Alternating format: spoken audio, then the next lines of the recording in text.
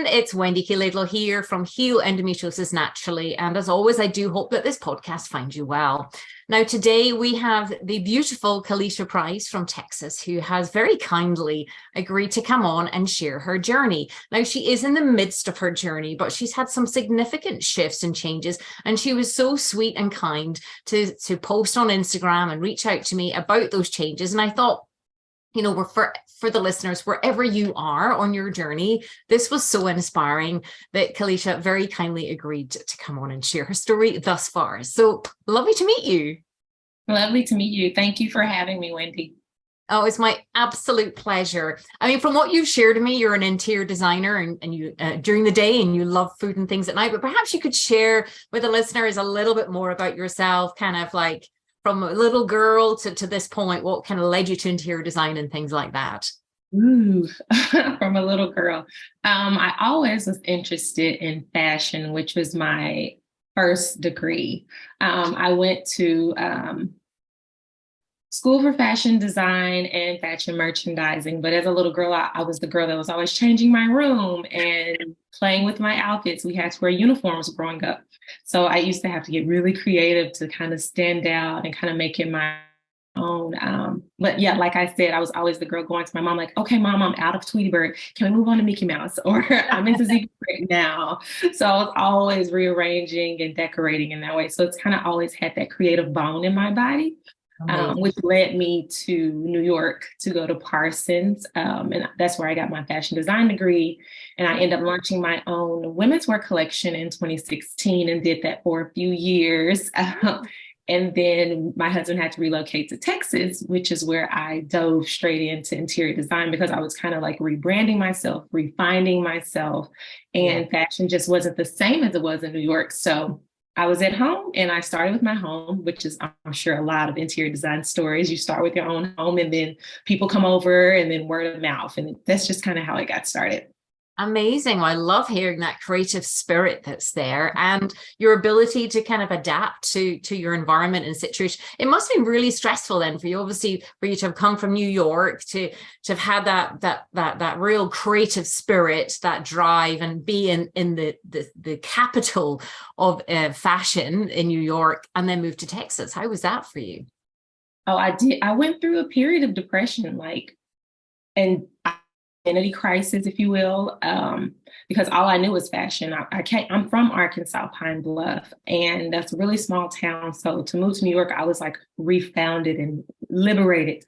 And to come back to the South, it was kind of like, okay, now we're slowing back down the pace. Like, who am I in this chapter, without fashion? So I had to do a lot of deep diving and sitting with myself and reading a lot of books and podcasts and church and leaning on my friends and my community really is what kind of pulled me through. So I started with what was in reach.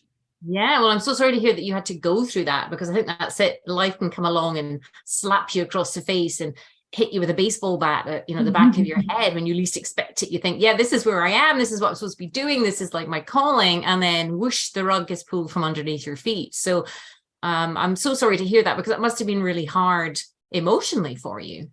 It was. We literally moved 2 weeks after our wedding. It was like a sudden move. And that was the journey of me getting off birth control so we could start trying and getting all the toxins and getting my hormones back balanced. And that's when my period took a turn for the worse, coming off the pill. And I was in pain every month, and I was in the emergency room getting pumped with pain meds and IVs here and there, and doctors telling me, that's normal, and hearing all the, what we go through. And I really felt helpless and hopeless and thinking that was going to be the way my life was going to be until my sister found that book for me. But after I ended up getting an ultrasound, they found a cyst on my ovary, which they thought was on my ovary, which was like the size of a grapefruit. And they were like, okay, we're going to have to get this removed. So I ended up going into surgery, and I told the doctor before she cut me open, I was like, okay, so we're going to have to open me up. Can you please just check me for endometriosis? Like I was always the girl with the really painful periods. I had to call my mom on the first day to come pick me up. Like I just couldn't go to school. I was just so sick and in pain. So I always had the suspicion, but I didn't want to have surgery just to be diagnosed. So when this situation arose, I was just like, check me out. And sure enough, this was October 2020. Yeah. I woke up to the news that I do, in fact, have stage 4 endometriosis. Yeah. And during that surgery, she wasn't able to save my fallopian tube, but she was able to save the ovaries. So I have 2 ovaries and 1 fallopian tube, and still on this conceiving journey. Yeah. Oh, again, it must have been really a bit of an emotional roller coaster, all of that. But how clever of you to at least, call out the gynecologist, or as you're being open to say, just give me the diagnosis. Because as you know, how many women go through painful periods, first of all, thinking that's normal. And secondly, not getting this proper diagnosis, which I do think is ridiculous. And I've said this many, many times, but we can send men to Mars and we can go around, around in flight and rockets. But the diagnosis for endometriosis is invasive surgery. I still find huge issue with that. I know that there are some lack of investments elsewhere, and hopefully we can change that in the future. But I think once having a diagnosis, you then know what you're dealing with. Yes. And once I mean, it was like a bittersweet moment, like, oh, shucks, like, I know I have it, but it was like, okay, I can do something. Like, now I have an answer. So that's when I started reading all the books to how to better attack this, because I've never really been the person that enjoyed take medicine. Just because my sister, she's very holistic, and she got me into essential oils a long time ago and eating organic. And I thought she was cool. I was like, oh my gosh, she's so bougie. But now that my health was at risk, I was literally all in and grasping all the knowledge I can and finding girls on YouTube. And then thankfully, I found you in your book, and everything changed. Amazing. I mean, it gives me goosebumps when you say that, because I remember all those years ago when I was writhing around in pain after the 6th surgery and developing adenomyosis and mitochondrial dysfunction and thyroid issues and you name it, I had it. And thinking, I was like knocking on death's door. Mm-hmm. And then I thought, I cut my finger, and I thought, well, if my finger's healing, why are my insides not healing? And that kind of started my journey. But when I wrote the book, I was still bedridden, but I started to see such significant changes. I'm like, why wasn't there, or why isn't there everything you need to know in one book? And that was my mission. So maybe you could share a little bit more about what you got from the book, what inspired you from the book to take action. It really opened my eyes to the world and what we're exposed to on a daily. Like, I never thought about plastics and the air we breathe and the products we use at home. So when I finished reading the book, I'm like very ambitious and like action oriented. So I called my mom crying, and I was like, I have to throw away everything. I have to get rid of it. So I went on this, I had a trash bag in the kitchen. I was like, I'm throwing out all the plastics, getting new pots and pans. I'm throwing out everything that has gluten in it and soy. And that was my approach. It was a bit cold turkey and dramatic. Overwhelming, I'm sure. Yes. My mom's like, just take it one step at a time. Let's start with utensils. Let's start with food, and just kind of coaching me through that, because I was desperate, so desperate to feel better. And I didn't want to do anything that could alter or make things worse, because I was in a really low state. So once I got my food under control and I cut out the soy and the gluten is where I started. And then cleaned up my cleaning products and all the candles and everything you could think of, laundry detergent. And it took a while. I went through a point where I was angry, thinking it was going to be an immediate change. Like, why I'm doing all these things and making all these. Why is it not happening? It's not happening. No, yeah, exactly. And I was like, Lord knows I love food. I'm like, I'm I want it to happen now. Everything I love. But it took maybe 3 to 6 months. I wish I would have journaled better. If I knew my life was going to take this turn, to be speaking out about it. But it took at least 3 to 6 months to start to see a change. And then from the 6-month period on to a year, because I started in 21. Yeah, I'm 21, so 2 years ago. But from the year on, my period started to sneak up on me. And I was like, that's a blessing in itself. I'm like, I didn't have pain. I'm like, oh my gosh, she's here. Like she didn't come in yelling and It's screaming. a non-event. Like, how did that happen? Yeah. Yeah, like it's crazy. Like I'm at the point of like wanting to conceive. So I'm like not excited to see her. But when she sneaks up on me, I'm like, okay, I can live with this. I can live with this. So yeah. Amazing. I am so super proud of you for sticking with it, because I get it. You know, when you suddenly wake up to all this environment stuff that we live in, the parabens, the SLSs, all the different things. We're so trusting of these big organizations and our governments, and we don't know. So now that you're in the know, then you can do something about it. But exactly, it does take time as well. And we're all guilty of looking for that better, faster, more now, quick fix yesterday. And when it's not happening, it's navigating and managing our emotions and our feelings. But to be able to hear, because I think what, was true, my heart went out to you when you'd said, you were going into accident emergency every month and being on IV for pain meds. I'm like, oh my goodness, like that sounds as bad as I was, where it was just, and nobody, and when people are saying to you, we can't find anything, or it doesn't look, what's the problem? You actually start to emotionally, psychologically doubt whether this pain is real, but it's flooring. Mm-hmm. For sure. And I couldn't sleep. And I know rest is very big on healing. So I was like, the only way I could get this to stop was to go in to get the IV for pain meds, to at least get them sleep in the emergency room. Then I was sleeping in the tub. Just because that was the only thing that kind of stopped the pain. So I would soak in Epsom salt to try to get a couple hours of sleep here and there, just to relieve my mind, because I was going back crazy because it was just throbbing constantly on end. So yeah, it's saddening, but at the same time, you do have to protect your mental health and do what's best. And if that was sleeping in the tub or emergency room until I could find like holistic help, that's what I had to do. And then I started doing acupuncture as well, along with, the diet change. And that's been great for me too.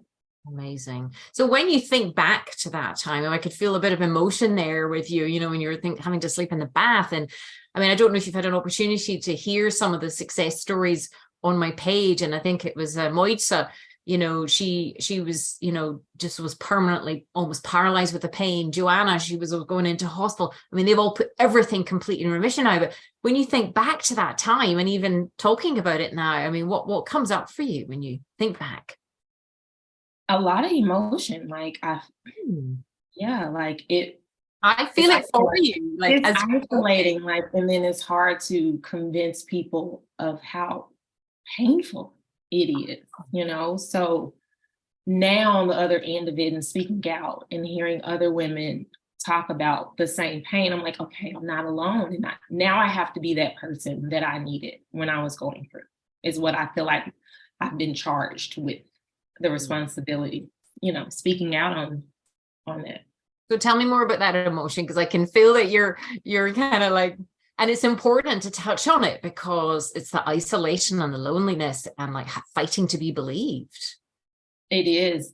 Yeah. I was to the point where I feel like the only way to stop it was to not be here anymore. Yeah. And that's when I knew something had to change.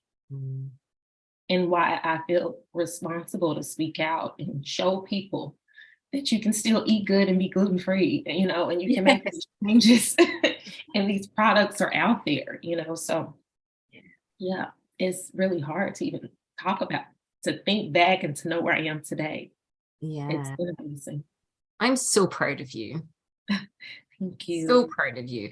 And I relate so much as well to what you're saying. This is why I do what I do now, because I remember when I was thinking, would everyone be better off without me? Not knowing what's happening, that fighting to be believed. It's devastating to the spirit and the soul when you're the type of woman that you clearly are, an ambitious woman with so much creativity and talent, and you're like having to screw people saying this is, I'm not making this up, like this is real. Like just because you can't see it doesn't mean that it's not there. And I used to joke with the doctors, even when it wasn't funny, saying, That's right. When I was a little girl, my ambition was to grow up and be bedridden for the rest of my life and writhing around in pain. That's no ambition for anybody, you Right. know? And this having to fight to believe is devastating. So the fact that you feel this calling now is lovely too, to be sharing this. And it's so important because there's a lot of noise out there, pressure and noise. And you hear women having repeated and repeated surgeries and not kind of getting to the root causes. And not just the physical, but it's the emotional torment and distress that women go through. That's the biggest challenge, I think. Yeah, as a woman, you don't want to be that burden. You want to be strong, and you can only be strong for so long. And that's what was the real hard part, was where I felt like I'm putting so much on my family to take care of me, or my husband to take care of me. And I'm just like, this is so uncomfortable, because I'm so like, I got it. I can do it. Who needs help? And I can't even get up, some days or sometimes. So, yeah. No, I relate so much, but equally, it's awesome that you're here now and that you feel your power, because I use the analogy. I don't know if you heard my little bumblebee story when I talk about when I was in the depths of like pain and I was bedridden, and one good day I shuffled down to my summer house with a hot water bottle attached to my abdomen, even though it was a sunny day, which is rare in Scotland at the best of times. But I was shivering and I was so much pain. And as I sat in the summer house, this big, beautiful bumblebee flew in. And it buzzed around the summer house and it started kind of banging off various bits of windows and obviously trying to get back out again. And the door was open, but to the left of the door was this window, and it kind of went to the window and it was buzzing and banging against this window. And it was banging and banging and banging against the window. And I was sat there going, it's not going to matter how hard that bumblebee tries to get through that glass. It's never going to get through. It can see the other side, but it's never going to get through. So I kind of got up and I shuffled along, and I used my boot to gently guide the bumblebee out to the door. And I thought, that's what I was doing with the medical field. I was literally, it wasn't through lack of willpower, and it wasn't through lack of drive or determination or, that being that strong woman.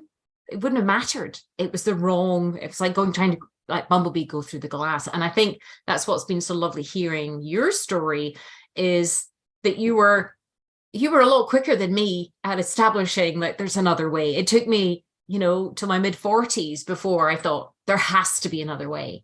So for that, I think it's really commendable that you were open to that other way, and your sister was like supportive in that realm as well. Yeah. I mean, because of people like you decided to share your story, and I haven't shared mine in depth yet, where like I'm showing up on camera. This is the first time I'm really just putting it all out there. I gave little nuggets here and there on my Instagram, but yeah, like there's no other way for this to get better if we stay closed-lipped, so we have to speak out.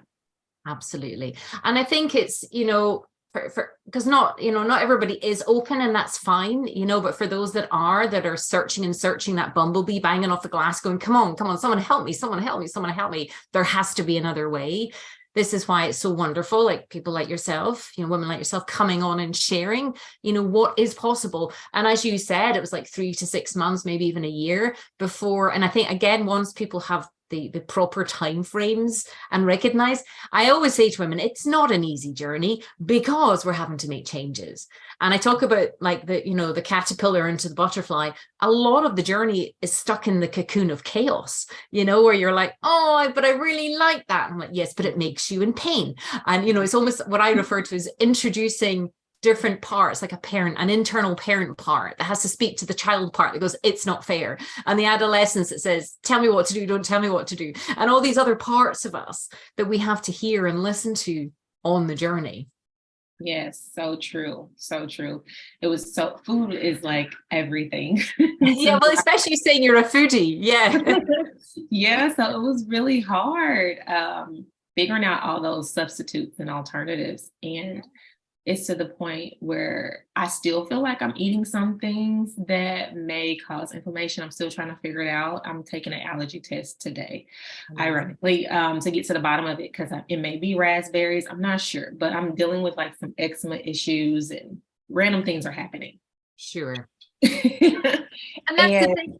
I mean, and to share with you as well, like, one one of my colleagues and I were working on, it's actually my son, he's doing a degree in psychology, and he's also trained as a PT, a physical trainer as well, and we're working on literally dissecting everything. So it's like a book for week one, and then a workbook for week one to go with the week one thing. So we're actually going to be breaking it down, because I've got kind of quite an analytical left brain, so that women can really dive deep, that analytical part that we all have, that driver part that's like, just give me all this information. So we're working on that as well, because exactly, it's wonderful you're getting intolerance testing done. The hair ones are great as well. They're very inexpensive, as well as the blood ones. But that, at least if you do that every 3 months, then at least that can give you an idea. Perhaps, we're all guilty of sometimes eating the same thing that we like. And sometimes our body develops an intolerance, and you just have to exclude it for a couple of weeks, couple of months, and then you can have it back again. But I'm hearing from you, though, that you really have this awareness to your body now that perhaps you didn't have before. Oh, yes.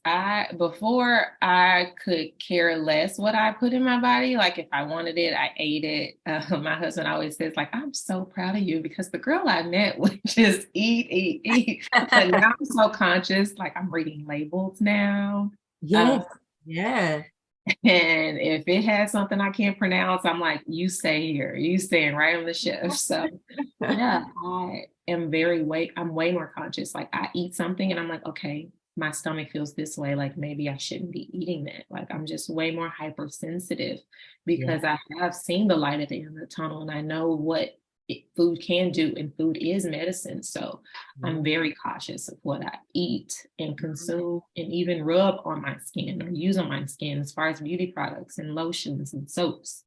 All that plays a part. It's really, the body all works together. So you can't just do one without the other, Yeah, and it's interesting hearing you talk, because I think that's what we have to manage and get support in, is the emotional side of, because sometimes we might have an attachment to something like perfume. Like, we can't have perfume, all these different things. We can't have these things directly on our skin, because it just adds another layer of inflammation. And our bodies are just the most exquisitely, highly sensitive, highly intuitive bodies walking on the planet.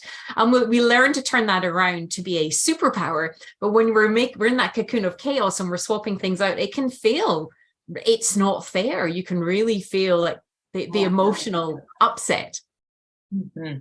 I was very angry, like, and even jealous. Like, my friends can go out and drink and eat and not even think about what's on the menu. Like, but now I have to Google the menu before I go and meet them. For you, options for me there, or hey, you guys are going to have to meet me over here, because I know they can feed me. That's they have amazing. So, they're really supportive, but it was just hard in the beginning of like, well, why me? Like, why do I have to make all these sacrifices? Especially growing up as a kid, where I didn't think I had any allergies, any issues, which clearly I did. I just wasn't aware, and I've been feeding my body toxins for all these years. So of course it's going to take time for me to detox properly.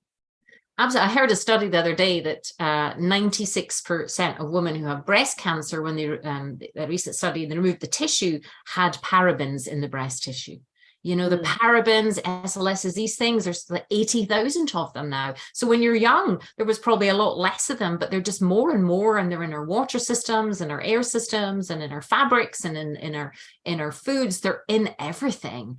Yeah, so it makes you want to live in a bubble, but I know we can't. Yeah.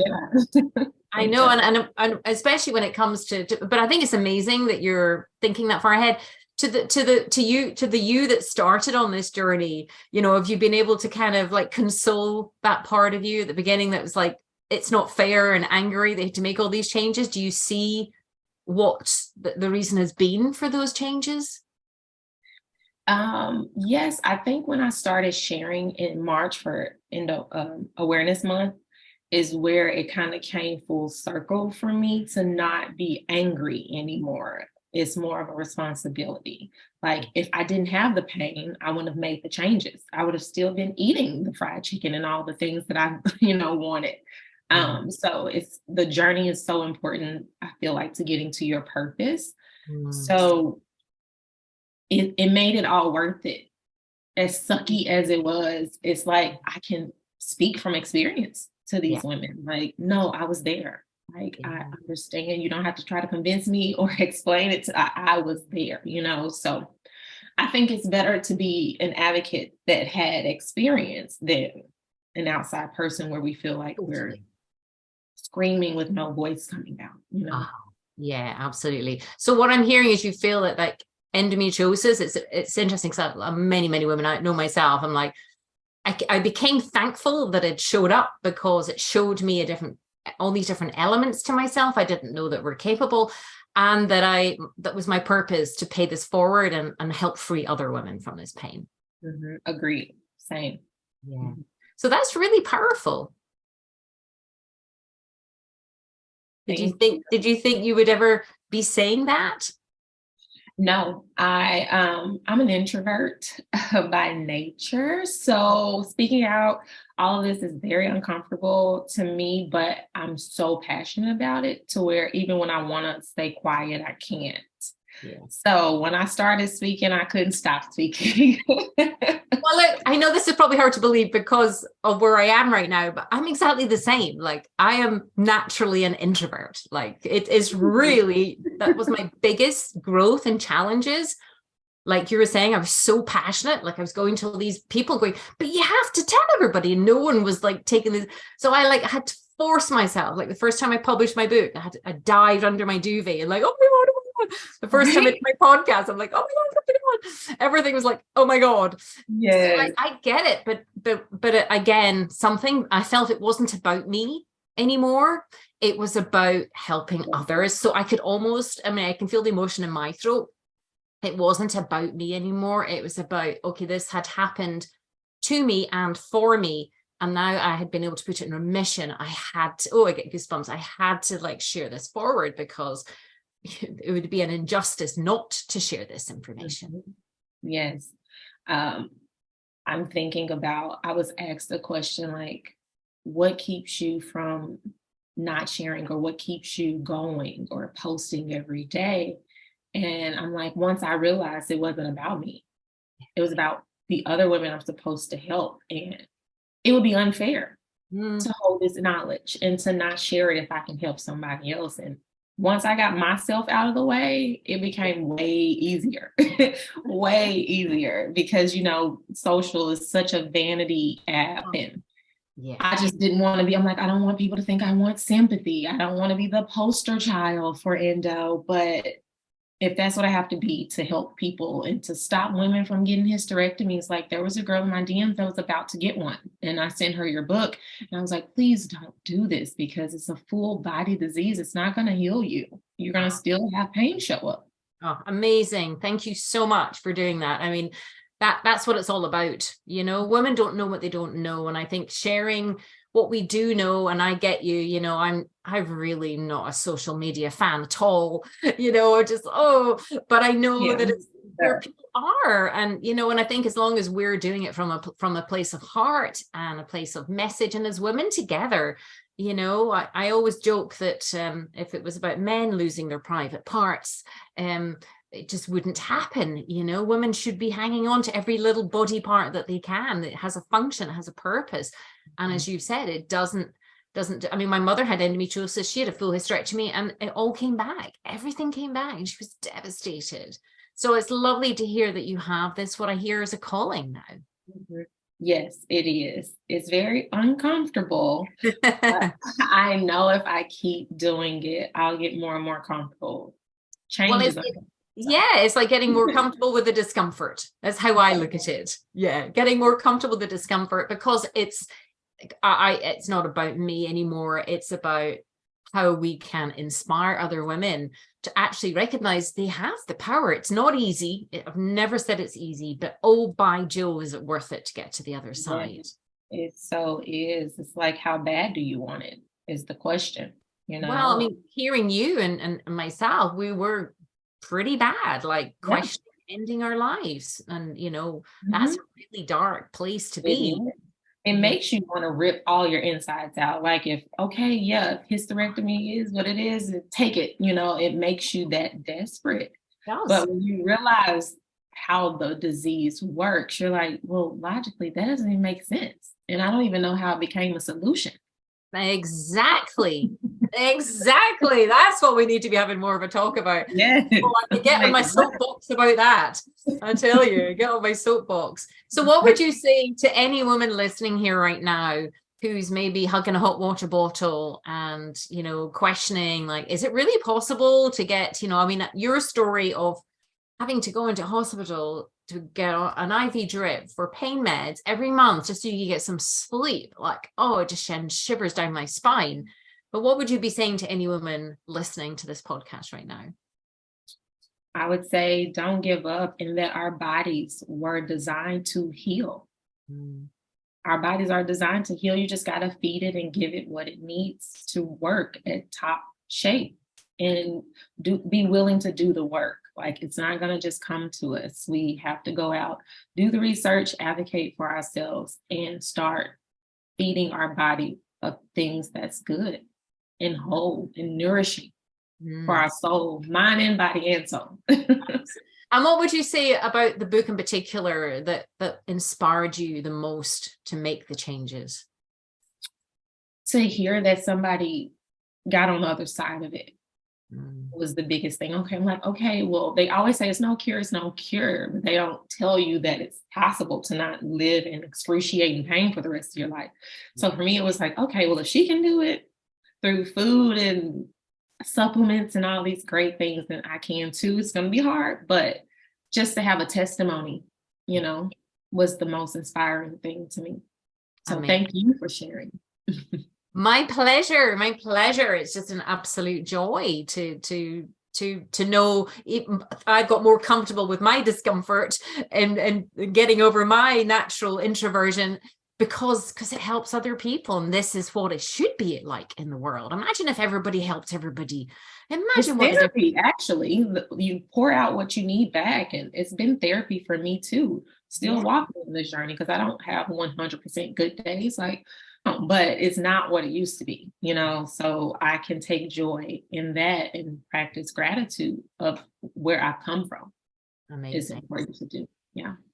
Well, look, Kalisha, thank you so much for taking the time to speak with us today. It's an absolute joy to meet you and speak with you. I am so super proud of you because I know how challenging the journey can be. But to those listening, it is a challenging journey. But hey, you've got all this stuff you're made with all the stuff you need for the journey. In my opinion, we have it. We're made for this. I've actually got t-shirts made saying we're made for this. Like, we are made for the journey. I'll get you one of those as well. Because we have everything it takes. We just need the support, and we just need the information, education, the awareness. I call it AIEIE. Awareness, information, education, inspiration leads to empowerment. And if we can all keep building this community, then wow, we're going to take over the world. Yes, yes, yes. Thank you so much, Wendy, for having me. It's been a pleasure.